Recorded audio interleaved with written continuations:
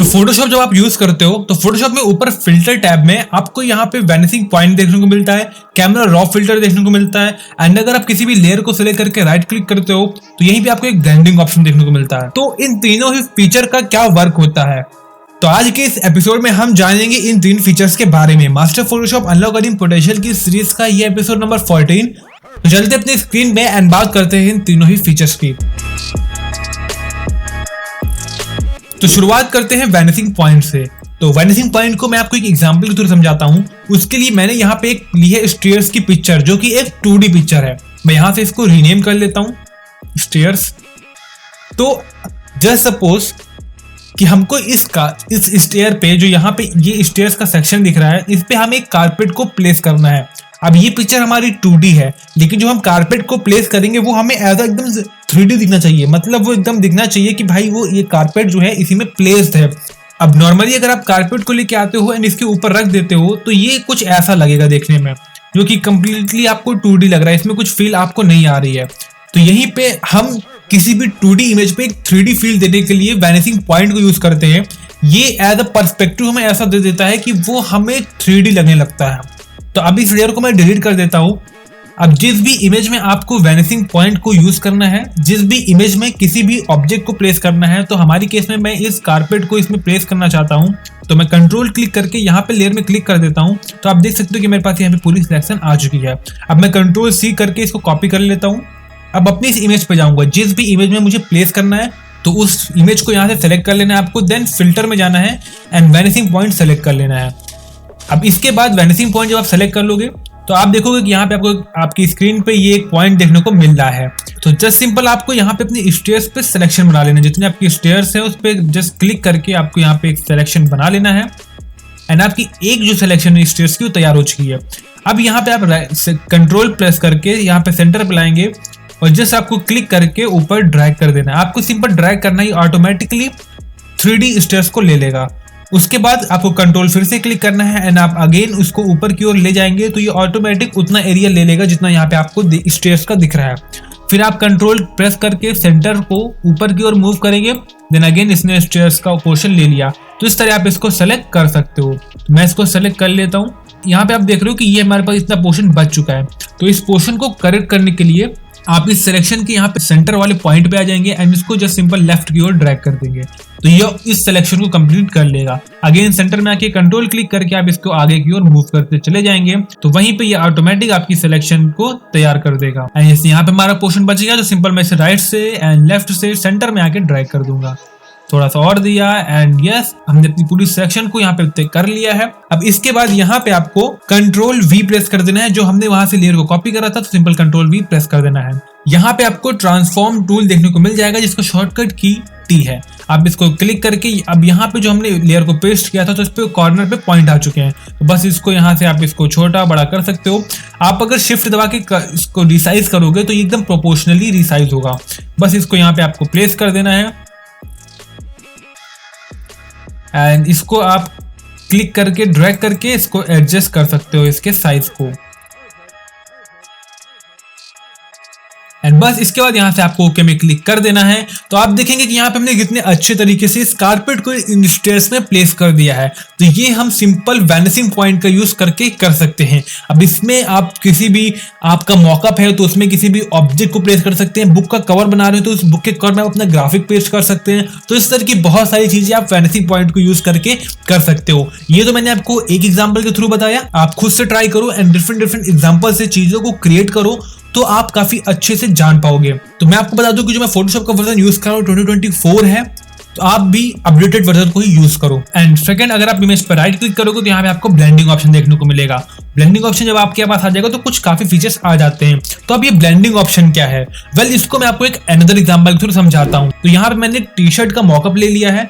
तो blending option, जैसे कि उसके नाम पे ही लिखा है ब्लेंडिंग ऑप्शन, तो यहाँ पे मुझे ब्लेंडिंग ऑप्शन देखने को नहीं मिल रहा। क्यों? क्योंकि यहाँ पे मेरी लेयर लॉक है। तो इसको मैं कर लेता हूँ अनलॉक। राइट क्लिक करूंगा, यहाँ पे ब्लेंडिंग ऑप्शन आ जाता है। तो ब्लेंडिंग ऑप्शन का वर्क होता है किन्हीं भी 2 पार्टिकुलर लेयर्स के पिक्सेल्स को ब्लेंड करने का। तो ये कैसे काम करता है उसको भी मैं आपको समझाता हूँ। तो जैसे मेरे पास ये टी शर्ट का मॉकअप है, ये चीजें आप रिलेट कर पाओगे। जैसे आप किसी भी पार्टिकुलर टी शर्ट वगैरह के जब आप मॉकअप बनाते हो और उस पर कोई ग्राफिक प्लेस करते हो, तो जब आप उस पर रखते हो तो नॉर्मली ऊपर रखा हुआ दिखाई देता होगा। वो कैसे होता है वो मैं आपको दिखा देता हूँ। तो मेरे पास ये ग्राफिक है, तो इसको मैं सिंपल प्लेस कर लेता हूँ। तो ये यहाँ पे मेरे पास ग्राफिक आ गया। अब इस पे व्हाइट कलर का बैकग्राउंड है, तो मैं इस लेयर पे डबल क्लिक करके इस व्हाइट कलर के बैकग्राउंड को रिमूव कर देता हूँ। यहाँ से मैंने मैजिक वॉन्ड टूल सेलेक्ट किया एंड क्लिक कर दिया एंड डिलीट के बटन में क्लिक कर दिया। बस इसके बाद मैंने कंट्रोल एस कर दिया, कि बैकग्राउंड रिमूव हो चुका है इस पांडा का। तो अब हमारे पास ये ग्राफिक आ चुका है। अब हम इसको ब्लेंड करेंगे इस बैकग्राउंड वाली लेयर में।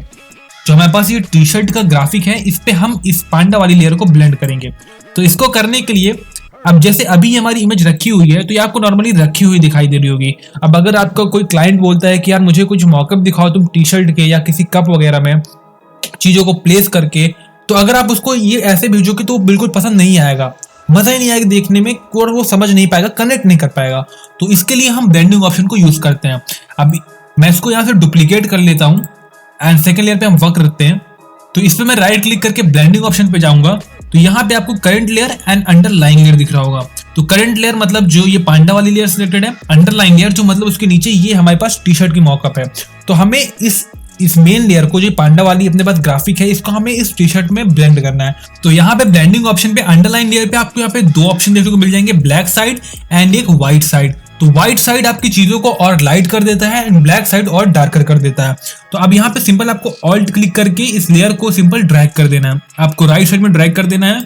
एंड वैसे ही आपको इस व्हाइट वाले शेयर में ऑल्ट क्लिक करके इसको थोड़ा सा और ड्रैग कर लेना है। एंड बस यहाँ पे आप देखोगे कि आपकी जो ये आपका जो ये पांडा है ये एक नए लुक पे आ चुका है। यहाँ पे ओके में क्लिक कर दोगे तो सिंपल आप देखोगे कि यहाँ पे ऐसा लग रहा है कि ये जो पांडा है इस टी शर्ट पे ब्लेंड है, मतलब ये उस टी शर्ट पे प्लेस हो चुका है। तो यहीं पे अगर आपको पुराना दिखाऊं इस लेयर को हाइड करके, तो पुराना जो पांडा था वो कुछ ऐसा लग रहा था एंड जो हमने अभी प्लेस किया है वो कुछ ऐसा लग रहा है। अब इस पे राइट क्लिक करके यहाँ से आप इसके ब्लेंडिंग मोड चेंज करके इसको लीनियर बर्न में कर दोगे, तो आप देखोगे कि ये जो ग्राफिक है ये आपका कैसे कितना अच्छे तरीके से एंड जो इस टी शर्ट के फोल्ड्स हैं उस पे ये प्रॉपरली शो कर रहा है। तो इस तरह आप ब्लेंडिंग ऑप्शन को यूज करके किसी भी टी शर्ट में ग्राफिक्स वगैरह को प्लेस कर सकते हो एंड इसको यूज करके आप बहुत सारी चीजें भी कर सकते हो। आप खुद से ट्राई करना एंड मुझे कमेंट सेक्शन पे जरूर बताना। तो यहाँ पे एक सेकंड एग्जांपल के थ्रू आपको और समझा देता हूँ। तो मेरे पास एक ऑरेंज कलर की ग्राफिक टी शर्ट है। अब इसमें मैं आपको एक टेक्स्ट के थ्रू समझाता हूँ कि जैसे हमारे पास कोई टेक्स्ट वाली ग्राफिक हो, आप सोच रहे हो कि मैंने पांडा वाली से समझाया तो हो सकता है पांडा वाली इजी हो, तो मैं यहाँ पे आपको एक टेक्स्ट के ग्राफिक के थ्रू समझा देता हूँ। तो इस ग्राफिक को मैं लेके आया एंड मैंने इस टी शर्ट में यहाँ पे प्लेस कर दिया। अब इसके बाद मैंने इंटर दबा दिया। तो यहाँ पे आप देख रहे हो कि टी शर्ट के ऊपर हमारी ग्राफिक रख चुकी है एंड यहाँ से मैं इसको डुप्लीकेट कर लेता हूँ एंड इस एक लेयर को हाइड कर देता हूँ। तो इसको जब आप यहाँ पे रखोगे तो नॉर्मली ऐसा रखा हुआ दिखाई दे रहा है।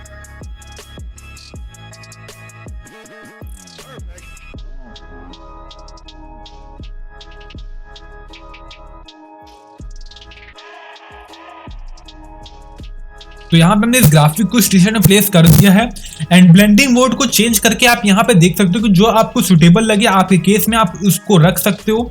मैं यहाँ पे हार्ड लाइट को रख देता हूँ। तो बस यहाँ पे हमने अपना ग्राफिक कितना इजीली प्लेस कर दिया है एंड आपको दिखाऊं तो ये था हमारा पुराना ग्राफिक जो कि ऐसे रखा हुआ था एंड वहीं पे ये है हमारा को हमने टी शर्ट पे ब्लेंड किया। एंड वहीं पे अगर आपको ये थोड़ा सा डार्क लग रहा है कि मतलब ज्यादा ब्लेंड हो चुका है, ये थोड़ी इसकी विजिबिलिटी थोड़ी कम हो गई है, तो सिंपल आपको ब्लेंडिंग ऑप्शन पे आना है एंड जो ब्लैक वाला पोर्शन इसको थोड़ा लेफ्ट की साइड मूव कर देना है एंड अगेन ये आपका थोड़ा सा एंड यहाँ पे आपको इंप्रूवमेंट दिख जाएगी और काफी अच्छा अब ये लग रहा है। तो इसको ड्रैग करके आप बैक साइड में भी देखोगे तो ये आप देखोगे कि इसने डिटेलिंग में काम किया है कि मतलब जो फोल्ड्स हैं को प्रॉपरली दिखा रहा है। तो इस तरह से आप ब्लेंडिंग ऑप्शन का यूज करके काफी सारी चीजों में चीजों को ब्लेंड कर सकते हो। इन शॉर्ट अगर मैं आपको बताऊं तो ब्लेंडिंग ऑप्शन का हम यूज करते हैं किन्हीं भी टू लेयर्स के पिक्सल्स को ब्लेंड करने के लिए। तो अब आगे बढ़ते हैं एंड बात करते हैं most amazing filter camera raw filter की। उसके लिए यहाँ पे मैं एक इमेज को लेके आता हूँ। इस वीडियो में जितने भी इमेजेस को मैंने यूज किया है तो इनको मैंने अपने टेलीग्राम चैनल पे शेयर कर दिया है, वहां से आप जाके इनको डाउनलोड करके प्रैक्टिस कर सकते हो। तो अपनी इमेजेस को अपनी रॉ इमेजेस को हम एडिट करना चाहते हैं या अपनी हमारी एडिटेड इमेज को भी हम एडिट करना चाहते हैं, उसमें कलर करेक्शन करना चाहते हैं, कोई कलर ज्यादा लग रहा है, ब्राइटनेस ज्यादा है, एक्सपोजर ज्यादा है, कॉन्ट्रास्ट ज्यादा है, तो ये सब चीजों को हम कलर करेक्शन के थ्रू सही कर सकते हैं कैमरा रॉ फिल्टर में। एंड जो आपकी मेन लेयर है इसको हाइड कर दो इससे क्या होगा कि आपकी जो मेन लेयर है वो सिक्योर आपके पास रहेगी। आप बाद में चेंजेस देखना चाहते हो देख सकते हो। अब इस लेयर को सेलेक्ट करके यहाँ से इसको आप कन्वर्ट कर लो स्मार्ट फिल्टर में, कन्वर्ट टू स्मार्ट ऑब्जेक्ट। तो इसको आप स्मार्ट ऑब्जेक्ट में कन्वर्ट कर लो। ये यहाँ से आप इस लेयर को सेलेक्ट करके फिल्टर में जाओगे, कन्वर्ट टू स्मार्ट फिल्टर कर लो। अब इसके बाद आप फिल्टर में जाओ, कैमरा ऑफ फिल्टर को सेलेक्ट करो एंड यहाँ पे आप जैसे इस पे लाइट्स देख रहे हो आप, तो इसकी लाइट्स मुझे एडजस्ट करनी है। तो मुझे यहाँ पे एक्सपोजर थोड़ा ज्यादा लग रहा है तो मैं इसको थोड़ा सा कम कर दूंगा। एक्सपोजर को मैंने अपने अकॉर्डिंग थोड़ा सा एडजस्ट कर लिया। कॉन्ट्रास्ट को मुझे थोड़ा सा बढ़ाना है तो मैंने इस पे कॉन्ट्रास्ट को बढ़ा दिया।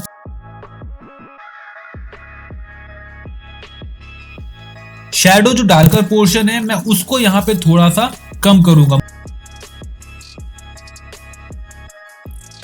एंड वाइट्स के पोर्शन को यहाँ पे मैं थोड़ा सा कम करूंगा। उसके बाद मैं यहाँ पे ब्लैक वाले पोर्शन को और भी कम करूंगा क्योंकि मुझे अपने ऑब्जेक्ट को फोकस में रखना है। एंड बस यहाँ पे हमने इतना लाइट्स पे इतना काम कर लिया है। अब अगर आप यहीं पे डिफरेंस देखना चाहते हो तो सिंपल आपने कीबोर्ड में P प्रेस करोगे तो ये आपको जो पहले था इमेज एंड ये आप जो हमने अभी इसमें कलर ग्रेड कर दिया है कैमरा ऑफ फिल्टर की वजह से। तो देख सकते हो आप कितने अमेजिंग यहाँ पे आपको इफेक्ट देखने को मिल रहा है। ये था बिफोर, ये था आफ्टर। अगर आपको यहाँ से कंपैरिजन देखना है तो यहाँ पे आप सिंपल Q प्रेस करोगे तो ये आ जाएगा आपका बिफोर, ये आ जाएगा आपका आफ्टर। तो देख सकते हो कितने अमेजिंग तरह से यहाँ पे हमने चेंजेस कर दिया है। अगेन Q प्रेस कर दोगे तो ये हो जाएगा फुल एंड ये यहाँ पे आप देख सकते हो कि यहाँ पे बिफोर इतना दिखा रहा है, ये बिफोर का है और ये राइट साइड में आफ्टर है। तो अब यहाँ पे मुझे देख रहे हो कि इस इमेज में थोड़ा सा नॉइज है, तो इस नॉइज को एडजस्ट करने के लिए आप यहाँ पे डिटेल में जाओगे एंड नॉइज रिडक्शन इसको थोड़ा सा बढ़ा दोगे तो आप देखोगे आपको फोटो में थोड़ी सी स्मूथनेस देखने को मिल जाएगी। ये आप देख सकते हो कितना स्मूथ हो चुकी है हमारी फोटो। एंड ये यहाँ पे कलर करेक्शन है। तो इस फोटो में आप देख रहे हो तो येलो पोर्शन ऊपर थोड़ा ज्यादा दिख रहा है, तो येलो पोर्शन को अगर कम करना है तो इस स्लाइडर को मैं थोड़ा लेफ्ट के साइड में मूव कर दूंगा। अगर मुझे येलो पोर्शन बढ़ाना है तो मैं इसको राइट साइड मूव कर दूंगा। तो मुझे येलो पोर्शन थोड़ा कम करना है तो मैं इसको थोड़ा ब्लू की साइड मूव कर दूंगा ताकि इसमें थोड़ा सा ब्लू टोन आ जाए। And that's it.